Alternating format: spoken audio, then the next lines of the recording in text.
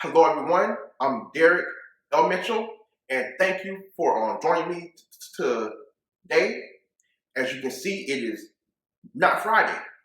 I have a ton of content and ideas that I'm very excited to share with you all, and I just could not wait. So this week, you are getting a bonus video, and what I want to talk about is the quote that you just read. And today, I'll be talking about self-reliance. A while ago, I read an essay by Ralph Waldo Emerson titled Self-Reliance, written in 1841. Now, this is just a short to 20-page essay, but it is powerful. And I was deeply impacted when I read this. Now, even though it's just 20 pages, it is way too much to cover in one video.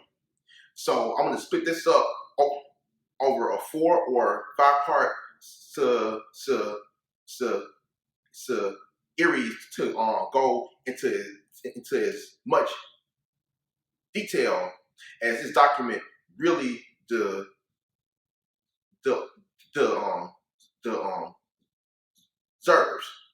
And if I had to just sum up the overall theme of self-reliance, it would have to be how to stand firm in your identity, your integrity as a man or a woman, despite what's going on in the contemporary culture around you. Now, I'm going to start at the end because the most powerful thing that I got out of this essay came at the very end. And it says, nothing can bring you peace but yourself.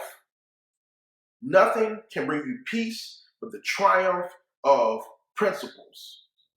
Now, it is so much that I can get out of those to to to blue lines.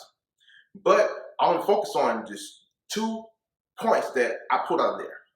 And it's about influencing and changing.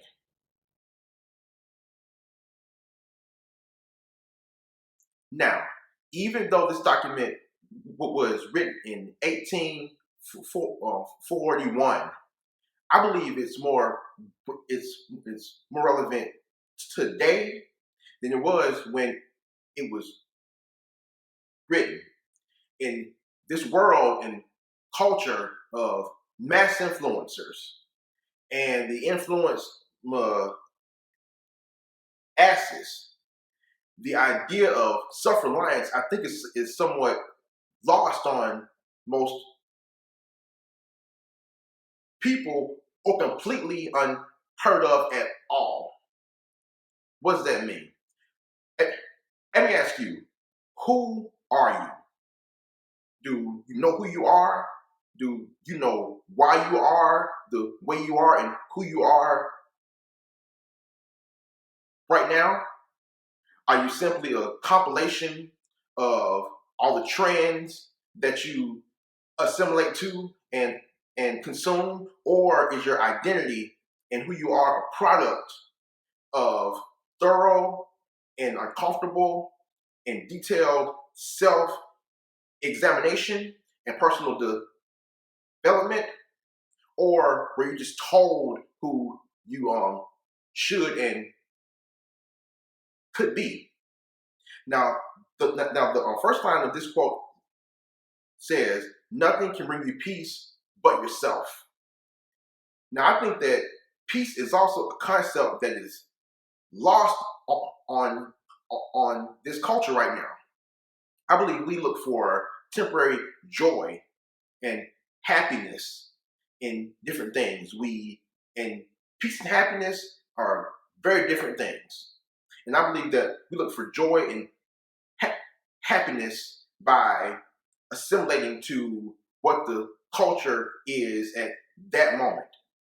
We assimilate this, and then we move on to the very next thing, and we do all this just to avoid from asking the tough questions about who we are as individuals.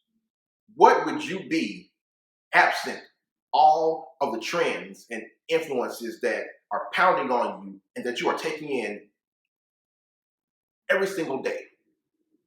Now, there's nothing wrong with being influenced and being an influencer.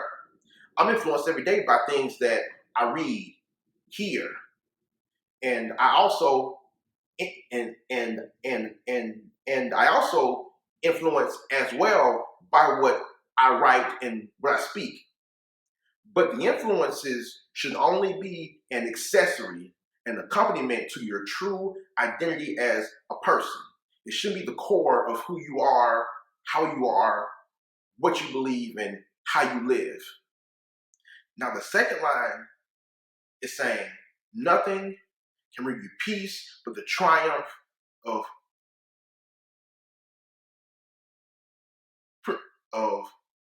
principles.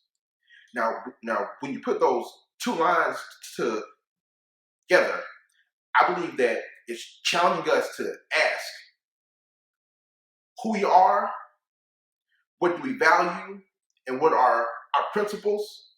And third, how does who we are and what we believe manifest in our lives. So I urge you to take a look at what is manifesting in your life, and is it a true reflection of who you are and what you believe. And if not, I think you need to take a good look at which one of those is the most authentic of your life, and why is that, and how did it get that way. Now, as we all know, or as we all should have realized at this point, is that the only constant thing about life is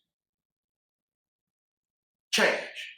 That's why it's so important to be able to have a high tolerance and skill for adapting to changes that life brings on a constant basis. Now, what's also interesting, even outside of the quote, it self is the lead in to the last two lines of the essay, and it starts off as a warning, and it reads: a political victory, a rise of rents, the recovery of your sick, or the return of your absent friend, or some other favorable event raises your spirits, and you think good days are preparing for you. Do not believe it. Very sobering. At least I found it to be so. Because what it's saying is that do not get comfortable with the current condition of your life. Things in life, good or bad, never come to stay, but always comes to leave. Everything in this life is temporary, even our lives itself. So if you rely on conditions and circumstances for your peace, for your joy and for your happiness, then you're in for a big surprise, because things can change on you in a second. So put the focus on where it belongs, internally. Internally. This is the only thing that can bring you true peace in life, is yourself, your emotional and your mental state, and what those manifest in your life. Now, even in bad times, we can manifest things in our lives that still bring us peace. We can manifest responsibility, integrity, accountability, compassion, peace, friendship, and love, and all the while still not where we might see ourselves on a material level, but on an internal level, we are exceeding our expectations. Now, that's peace. That can bring you peace. With the internal, when you are exceeding internally, even though externally you are struggling, that can bring you peace. And the opposite can have the opposite effect. You can be blowing it out externally and impressing and exceeding on every level, but internally falling way short, and have everything and have nothing. So I encourage you to think about the idea of self-reliance and your identity, and how your identity is impacted by the world around you, and how the world around you is impacted by your identity. Okay, influencer and influenced. And I encourage you to read self-reliance. I've put a link to the essay in the description below. It's 20 pages. It's a quick read, but it's powerful. Now, while this isn't the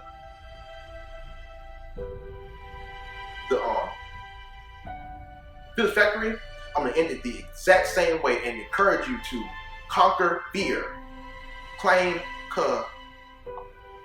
confidence, find a voice, and live life. And I'll see you next time. Logic. I got a date with destiny. My heart says yeah, but can't convince the rest of me. I tried so hard to make it with no recipe. My selfish ways caught up and got the best of me. I need redemption, no need to mention my